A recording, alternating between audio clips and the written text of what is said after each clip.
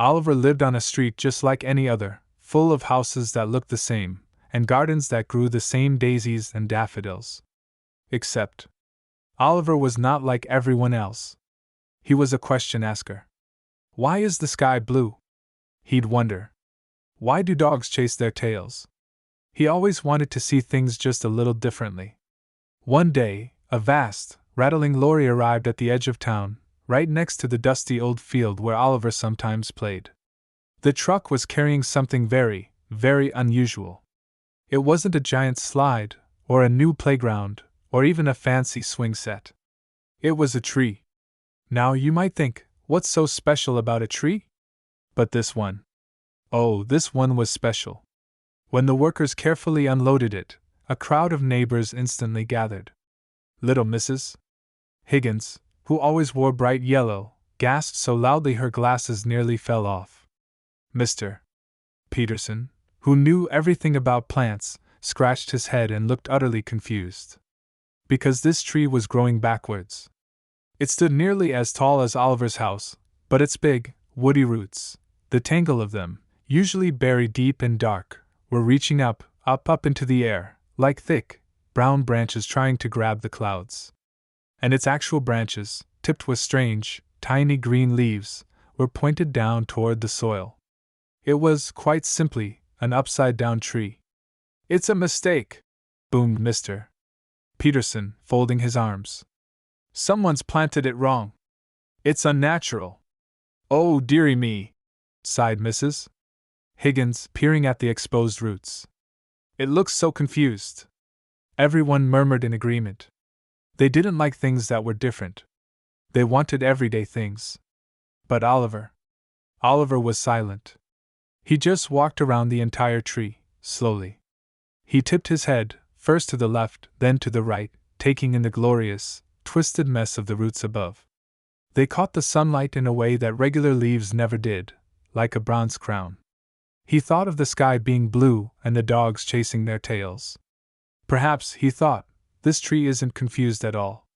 He smiled, a secret, slight smile, and decided to call his new neighbor Rudy.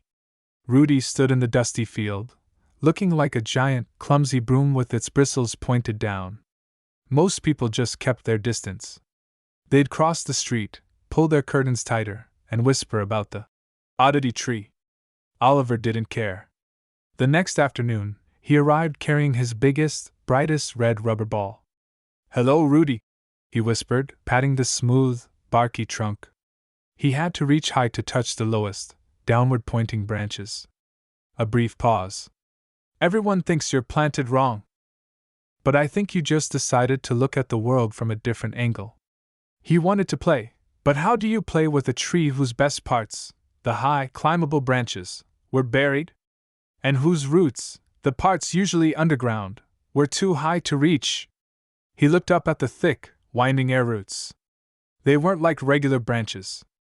They were knobbly, twisty, and full of little pockets and curves. They looked like a maze. Oliver got an idea. He tossed his red ball high, aiming for the thickest air root above him. Thump! The ball landed perfectly in a little cradle formed by two entwined roots. He laughed. "A basket? You've made a natural basket, Rudy." He spent the whole afternoon playing a new game he invented, root catch. He tossed the ball up, hoping it would land in one of the high, root cradles. If it bounced back down, he caught it. If it stuck, he tried to wiggle the roots until it dropped. It was a game only he and Rudy could play. A few older children, Leo and Maya, walked by. They were Oliver's age, but they were very good at sounding like grown-ups. "What are you doing?" asked Leo, pointing a finger. "That's a silly game. You're supposed to play catch with a real branch, not a dirty root." "They're not dirty," said Oliver, tossing the ball up again. It clattered against the wood and fell perfectly into his waiting hands. They just decided to be tree antlers instead of feet. Maya giggled, but then quickly covered her mouth when Leo glared. "It's weird, Oliver," Leo insisted. "It looks like it's going to fall over. It's not strong like a normal tree." Oliver looked up at the sturdy, magnificent air roots, holding the whole tree firmly in place. It's stronger than a normal tree, Oliver explained calmly. It has all its strength right up here, where it can see the sun. He gave the trunk another pat. It just shows its insides. Leo just rolled his eyes. Whatever, weird boy. He pulled Maya away. Come on. Let's go climb the proper oak tree. Oliver watched them go. He didn't mind being called weird boy. He knew the oak tree was fun, but it was just expected. Rudy was a discovery. He grabbed his red ball. He knew he had to help the other children see what he saw, that Rudy wasn't a mistake, but a masterpiece. Oliver knew he couldn't just tell Leo and the others that Rudy was wonderful. They had to see it for themselves. And sometimes, seeing things differently requires a little help. He spent the next morning collecting things. He gathered 2 big, thick pieces of cardboard from a recycling bin and snuck into his father's shed. A quiet, sneaky pause. He took the bright blue paint, the sharpest scissors, and a spool of strong, silver thread. Oliver worked by the oddity tree, humming a happy tune. First, he cut a perfect square hole in the middle of each piece of cardboard. Then, he painted the edges of the first cardboard piece with the brightest blue he could mix. He called it the sky frame. Next, he painted the edges of the second piece in a vivid leafy green. This was the grass frame. He tied a long loop of silver thread to each frame. Now they were ready. When the other children came out to play that afternoon, Oliver waited patiently near Rudy. He saw Leo and Maya walking by, kicking pebbles and talking about the proper oak tree. Hey, Leo! Oliver called out, holding up the sky frame. Leo stopped, suspicious. What's that? It's a brand new invention, Oliver announced with serious eyes. It's a reframing frame. It helps you look at things in a brand new way. Maya was curious. How does it work? Try it, said Oliver, holding the sky frame out to Leo. Look through the blue square, only at the roots above us. Reluctantly, Leo took the frame. He lifted it, putting his eye right up to the blue edge.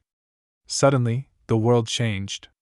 When you looked at Rudy's roots through the blue frame, the thick, strong knobbler would look exactly like climbing branches stretching out against the bright blue sky. The blue paint blurred out the ordinary brown fence and the boring street, leaving only the sky and the roots in the picture. Oh, breathed Leo. His face softened. They look like giant fingers touching the clouds? They look like a wooden crown, cried Maya, hopping excitedly. Oliver grinned. They are. Now try the other one.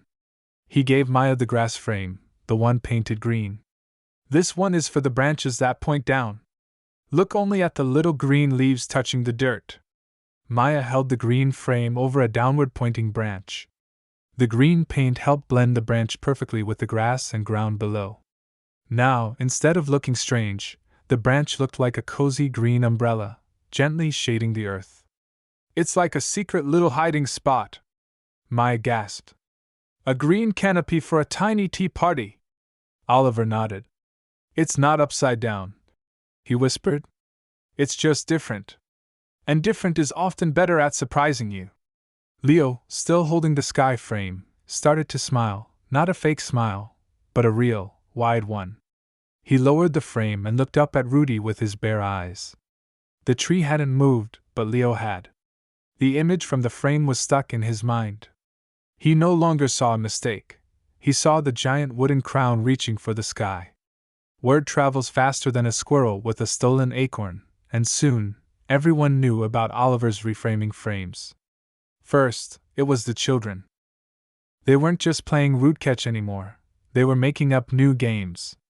They used the smooth, downward-facing branches, the parts everyone thought were useless, as the perfect, low-to-the-ground seating for their imaginary fort. They learned that the soft earth beneath Rudy was always calm and shady, thanks to the green canopy that hugged the ground. Then, the adults started peeking. Mrs. Higgins, who was always worried about her prize-winning petunias getting too much sun, cautiously approached Rudy. Oliver handed her the grass frame. She looked through the vivid green square, and she didn't see a strange tree, she saw the perfect, natural umbrella. My word, she whispered, her glasses slipping down her nose. It's a little sun shelter. She quickly brought her most delicate pots and placed them beneath Rudy's leafy, low-hanging branches. Mr. Peterson, the plant expert who had called the tree a mistake, was the hardest to convince. He stood with his arms crossed, muttering about botanical impossibility. Oliver didn't offer him a frame. Instead, he just pointed up to the massive, sprawling air roots. Mr. Peterson, Oliver said, Rudy doesn't need to push its roots down to be strong. It shows you its strength. Look how the roots spread out. They don't have to fight the rocks and the clay in the dirt. They are just breathing the air and holding the tree steady. Mr. Peterson really looked. He saw how the high roots, once ugly and strange in his eyes, were actually an incredible, gravity-defying network of support. He realized Rudy wasn't wrong. It was just engineered differently. He smiled, a slow, creaky smile that didn't happen very often. Well, Oliver, he admitted, tipping his hat. It seems this tree figured out a much more efficient way to hold itself up. It's truly a marvel. And just like that, the name changed.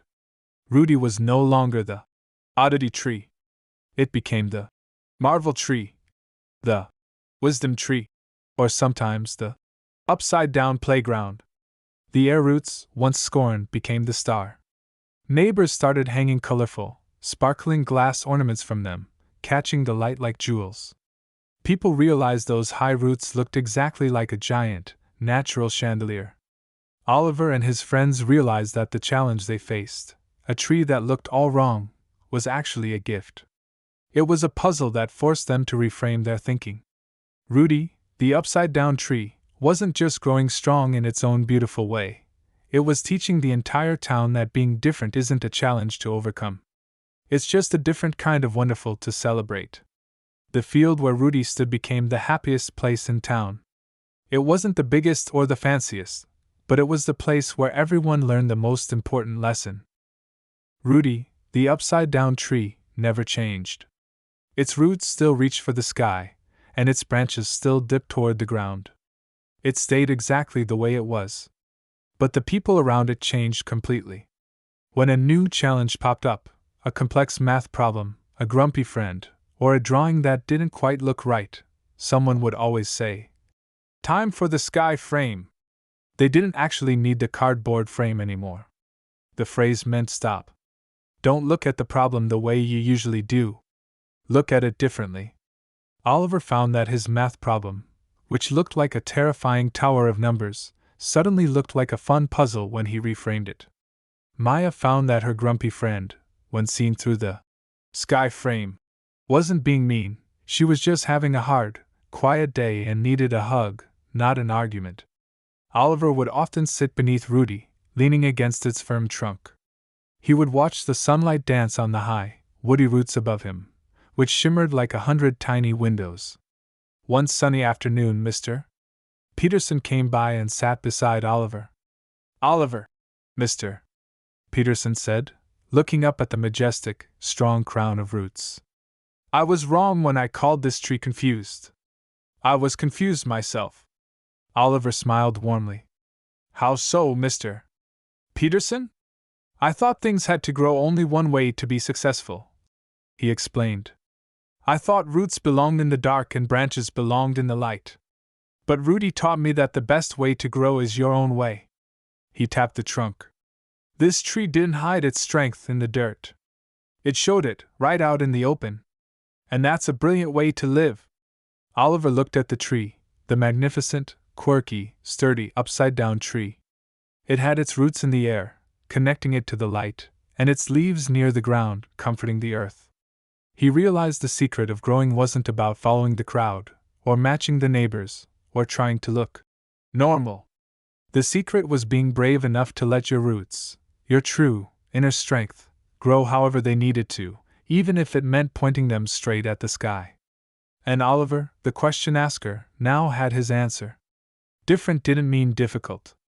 Different meant discoverable. And the upside-down tree was the most beautiful discovery of all. The end.